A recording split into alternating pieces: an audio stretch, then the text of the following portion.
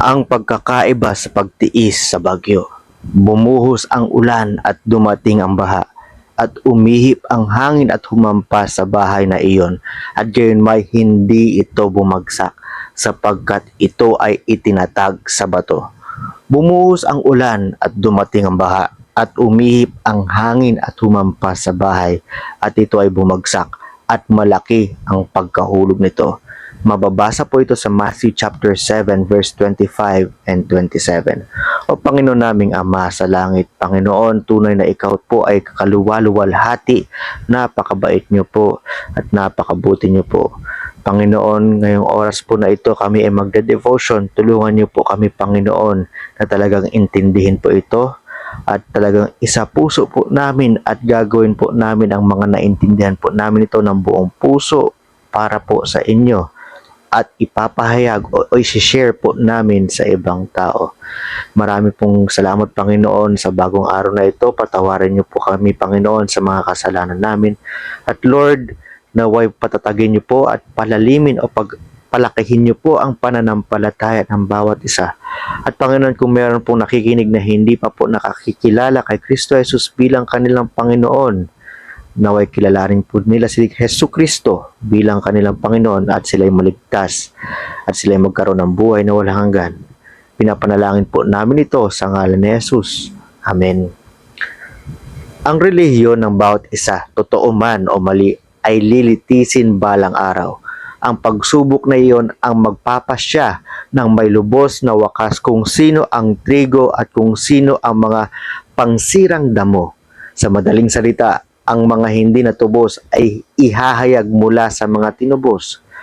Kapag dumating ang unos ng huling pagsubok, yaong mga bahay ay nasa pundasyon ni Hesukristo at kanyang salita ay maliligtas mula sa galit na darating. Mababasa po yan sa 1 Thessalonians chapter 1 verse 10.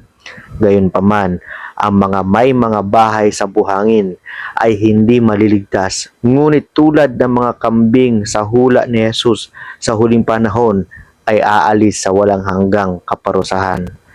Mateo chapter 25 verse 46, cross-reference po niyan sa Exodus chapter 12 verse 23 at sa Revelation chapter 20 verse 12 and 15. Ang bahay ng matalinong tao, ang buhay at ministeryo ng tunay na mananampalataya ay naligtas dahil maingat at matapat siyang itinayo na may diwa at kahalagahan ng Diyos. Matapos masunurin na gawin ang lahat ng inuutos ng Diyos, mapagkumbaba niyang napagtanto na ginawa lamang niya ang kanyang tungkulin. Mababasa niyo po yan sa Luke chapter 17 verse 10. Ang bahay ng taong hangal, ang buhay at ministeryo ng pseudo mananampalataya ay dumaranas ng mapangwasak na paghatol mula sa bagyo at nakalaan para sa walang hanggang kaparusahan. Dahil sa hindi maiiwasang ito, lahat ng nag-aangking Kristiyano ay dapat na maingat na pakinggan ang mga salita na sinabi ni James. Patunayan ninyo ang inyong sarili na mga tagapatupad ng salita at hindi ang mga tagapakinig lamang na dinadaya ang kanilang sarili. Mababasa po yan sa James chapter 1 verse 22. Ang pinakamalaking pagkakaiba sa pagitan ng matalino at hangal ay nasa kung anong pangako mula sa Diyos ang maaari nilang maangkin. Sa matatalinong sinabi niya sa mga salita ng himno, though all hell should endeavor to shake, I'll never, no never, no never forsake. Tanungin ang iyong sarili. Ang mga hangal sa pagpaplano at paghahanda ay kadalasang hangal din sa kanilang pagtatasa sa pinsala. Bakit parang hindi napapansin ng ilan na may o ang buhay ay naghihiwalay? Paano matutulungan ang isang kilala mo? O Panginoon naming Ama sa langit, tunay Panginoon kayo ay banal at tunay na napakabait niyo po sa amin at binibigay niyo po ang mga aral na ito araw-araw.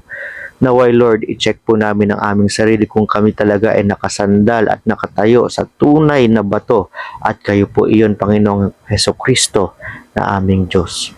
Naway Lord, tunay na talagang binigay po nila katulad ko ang kanilang buhay sa inyo ng buong pagmamahal at talagang ikaw ang aming Panginoon.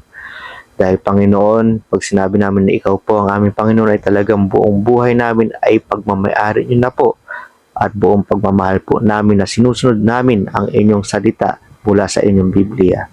Panginoon, sa mga naliligaw po Panginoon, naway talaga mapagtanto po nila ang tunay na kaligtasan ay sa pamamagitan lamang ni Jesucristo na aming Panginoon at wala nang iba.